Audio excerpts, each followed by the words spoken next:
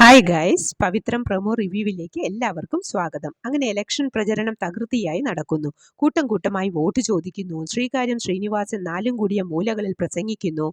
അങ്ങനെ ചൂടുപിടിച്ച ഇലക്ഷൻ പണികൾ നടക്കുമ്പോൾ കുറച്ച് ഗുണ്ടകൾ വന്ന് നമ്മുടെ വാസവന്റെ മകൻ വരുണിനെ വയറ്റിൽ കുത്തുന്നു.